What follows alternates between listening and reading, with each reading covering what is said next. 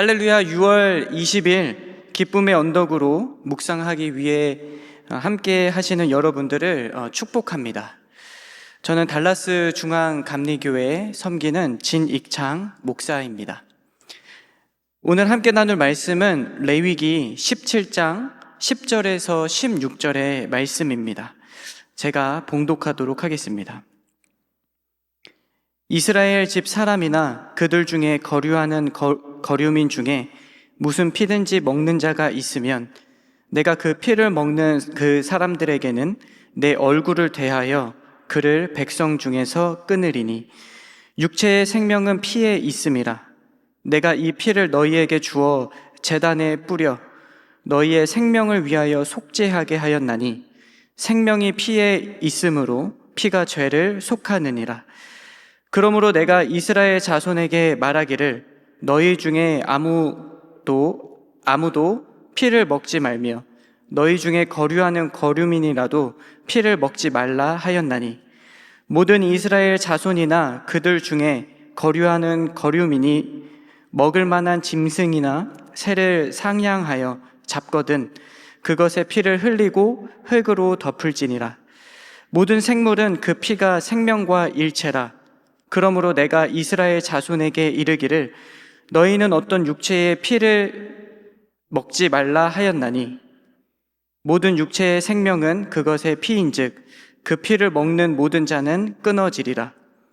또 스스로 죽은 것이나 들짐승에게 찢겨 죽은 것을 먹은 모든 자는 본토인이거나 거류민이거나 그의 옷을 빨고 물로 몸을 씻을 것이며 저녁까지 부정하고 그 후에는 정하려니와 그가 빨지 아니하거나 그의 몸을 물로 씻지 아니하면 그가 죄를 담당하리라.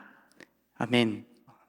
생태 쥐페리가 쓴 어린 왕자에서 등장하는 여우가 어린 왕자에게 이렇게 말하는 대사가 있습니다. 가장 중요한 것은 눈에 보이지 않아. 이 말처럼 눈에 보이지는 않지만 우리의 인생을 지탱하는 중요한 것들이 많이 있습니다. 우리 눈에 보이지 않는 공기를 호흡함으로 우리는 생명을 유지하고 보이지 않는 신뢰가 인간 관계를 바꾸고 보이지 않는 사랑이 세상을 변화시킵니다. 이렇듯 우리 몸에도 눈에 보이지는 않지만 중요한 역할을 하는 것이 있는데 바로 우리 몸 안에 흐르는 혈액입니다. 이 혈액은 보이지 않지만 생명을 지탱하는 아주 중요한 역할을 하고 있습니다. 사람의 몸에는 평균적으로 4에서 5리터의 혈액이 있습니다. 심장에서 한 번 펌프된 혈액이 몸 전체를 돌고 오는 시간이 30초밖에 안 된다고 합니다. 그렇게 이 혈액은 하루에 수천 번씩 심장을 지나면서 끊임없이 우리의 몸을 순환합니다.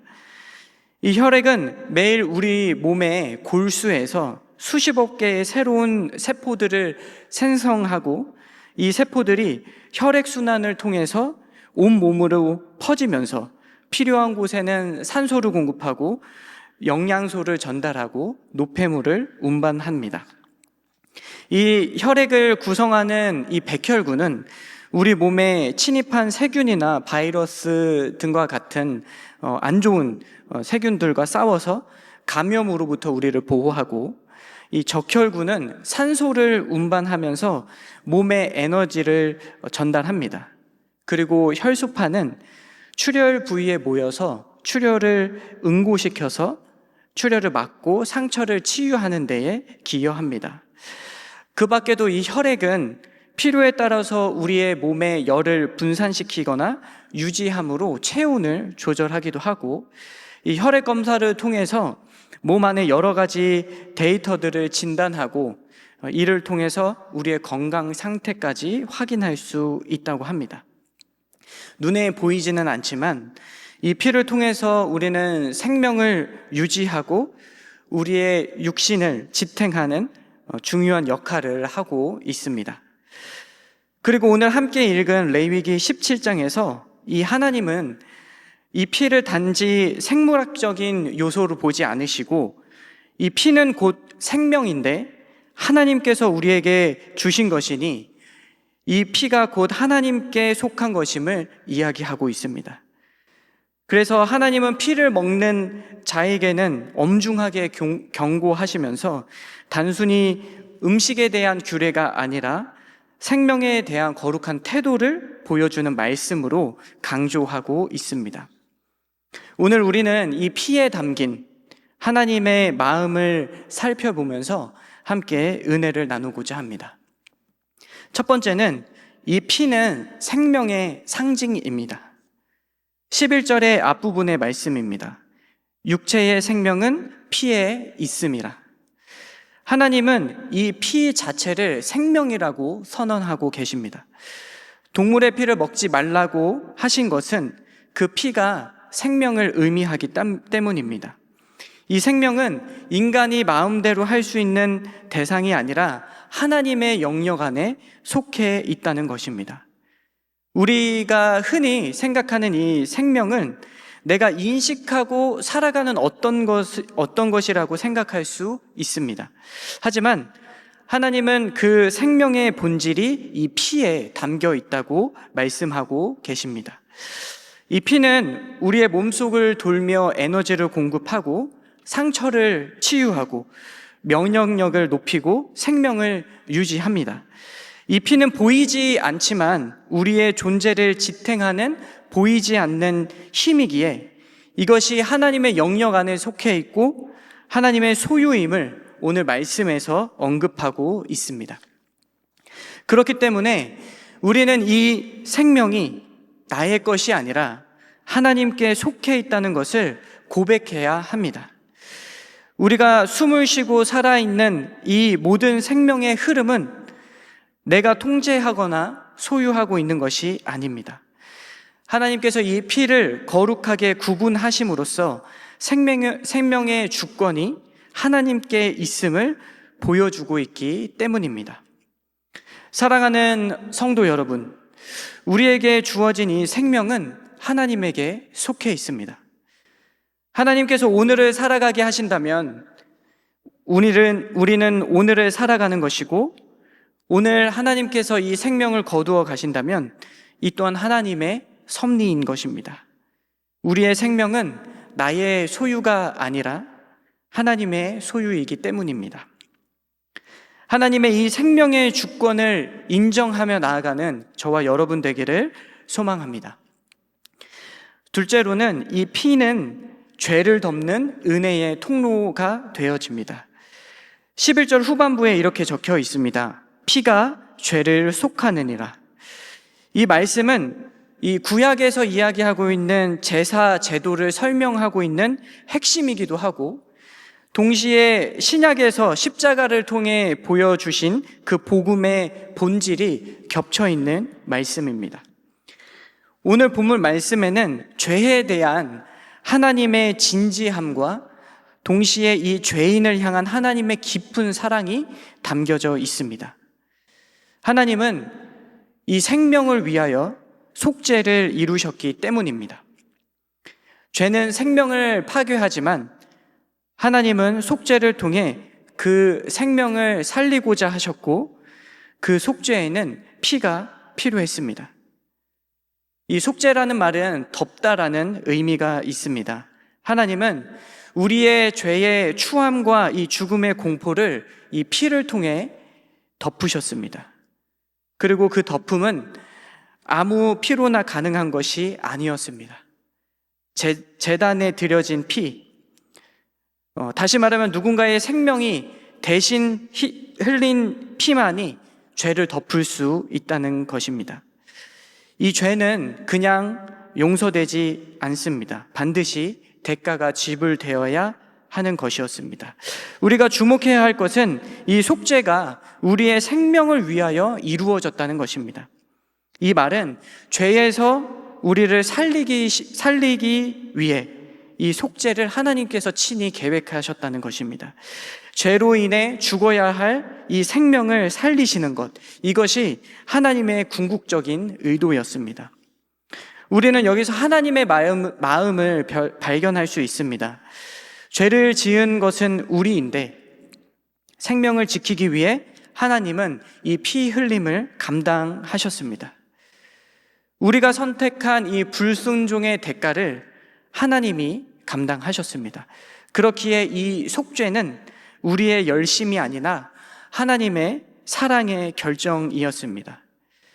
그리고 이 구약의 속죄 제사는 장차 오실 예수님을 예표하고 있습니다. 히브리서 9장 22절에는 이렇게 말하고 있습니다. 피 흘림이 없은즉 사함이 없느니라. 하나님은 예수님의 보혈을 통해 단 한 번의 완전한 속죄를 이루셨습니다. 이 십자가 위에서 예수님은 다 이루었다라고 말씀하시면서 우리의 생명을 위한 이 속죄를 완성하셨습니다. 더 이상 반복되는 죄사는 필요 없게 되었고 이 피 흘림은 십자가에서 멈추게 되었습니다.